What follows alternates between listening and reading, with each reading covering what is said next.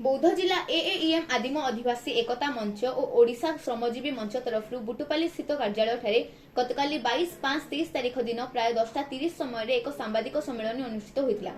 ଏହି କାର୍ଯ୍ୟକ୍ରମରେ ବୌଦ୍ଧ ଆଦିମ ଆଦିବାସୀ ମଞ୍ଚର ଜିଲ୍ଲା ସଂଯୋଜକ ଶ୍ରୀଯୁକ୍ତ ଦ୍ୱାଦଶ କୁମାର ଜାନି ତଥା ଓଡ଼ିଶା ଶ୍ରମଜୀବୀ ମଞ୍ଚର ରାଜ୍ୟ ଆବାହକ ଶ୍ରୀଯୁକ୍ତ ଦାଶରଥୀ ନାୟକ ଏବଂ ଏଏଇଏମ୍ ର ବୌଦ୍ଧ ସଭାପତି ଶ୍ରୀଯୁକ୍ତ ଅକ୍ଷୟ କୁମାର ଗାଇଗୋରିଆ କୃଷକମାନଙ୍କ ବିଭିନ୍ନ ସମସ୍ୟା ବିଷୟରେ ଆଲୋକପାତ କରିଥିଲେ।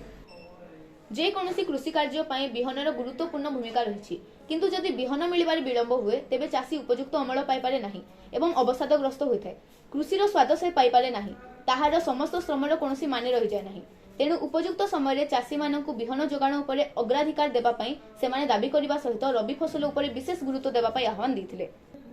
କାରଣ ଖରିଫ ଫସଲ ଅମଳ ପରେ ଚାଷୀ ଧାନର ଅଭାବ ବିକ୍ରି କରିଥାଏ ଧାନ ବେପାରୀ ମାନଙ୍କୁ ଏବଂ ଧାନ ବେପାରୀ ହିଁ ମଣ୍ଡିରେ ଚାଷୀ ନାମର ଧାନ ବିକ୍ରି କରିବାର ବାରମ୍ବାର ଅଭିଯୋଗ ଆସିଥାଏ। ଫଳରେ ଚାଷୀ ଉପଯୁକ୍ତ ଲାଭ ପାଇବା ବଦଳରେ କ୍ଷତିର ସମ୍ମୁଖୀନ ହୋଇଥାଏ। କିନ୍ତୁ ରବି ଫସଲରେ ବିରି, ମୁଗ ଇତ୍ୟାଦି ଚାଷ କଲେ ଖୁବ୍ କମ୍ ଖର୍ଚ୍ଚ ହେବା ସହିତ ଅଧିକ ଅମଳ ତଥା ଚାଷୀ ଅଧିକ ଲାଭବାନ ହେବ ବୋଲି ସେମାନେ ଦ୍ୱିତୀୟ ଚାଷ ବା ରବି ଚାଷ ଉପରେ ଗୁରୁତ୍ୱ ପ୍ରଦାନ କରିଥିଲେ। ଏହି ଅବସରରେ ଓଡ଼ିଶା ଶ୍ରମଜୀବୀ ମଞ୍ଚର ରାଜ୍ୟ ଆବାହକ ଶ୍ରୀଯୁକ୍ତ ଦାଶରଥୀ ନାୟକ କହିଥିଲେ, ଦାଶରଥୀ ନାୟକ ଓଡ଼ିଶା ଶ୍ରମଜୀବୀ ମଞ୍ଚ ସଭାପତି ଆବାହକ ତଥା आदिवासी एकता मंच बौद्ध जिलार प्रभारी आज आम सामाजिक सम्मेलन मुख्य उद्देश्य है ठीक समय विहन चाषी को जोगाईदे चाषी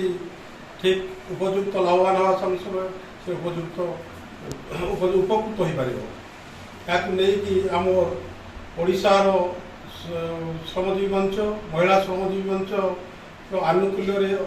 आमर जो आदिम आदिवासी एकता मंच कार्यशैली नहीं आम जो कम चली आम बौद्ध जिला गजपति जिला देवगढ़ नवरंगपुर आम कृषि जोटा कि ऑर्गेनिक चाष जैविक पद्धति चाष चली कम चली आम ओडार जो संगठन अनेक सदस्य संगठन अच्छा आम ओडार 17टा जिला को लेकिन आम कृषि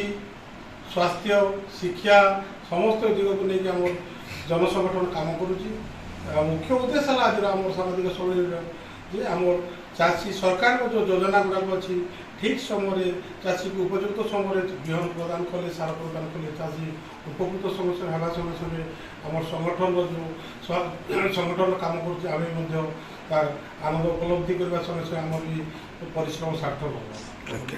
ଏହି ସାମ୍ବାଦିକ ସମ୍ମିଳନୀରେ ବିଭିନ୍ନ ଗଣମାଧ୍ୟମର ପ୍ରତିନିଧିଙ୍କ ସହିତ ବୌଦ୍ଧ ଏଏଇଏମ୍ ବ୍ଲକ ସଂଯୋଜକ ନିରଞ୍ଜନ ବିଶି, କଣ୍ଟାମାଳ ଏଏଇଏମ୍ ବ୍ଲକ ସଂଯୋଜକ ମିନକେତନ ମେହେର, ହରଭଙ୍ଗା ଏଏଇଏମ୍ ବ୍ଲକ ସଂଯୋଜକ କୁଶ ମହାକୁର ପ୍ରମୁଖ ଉପସ୍ଥିତ ଥିଲେ।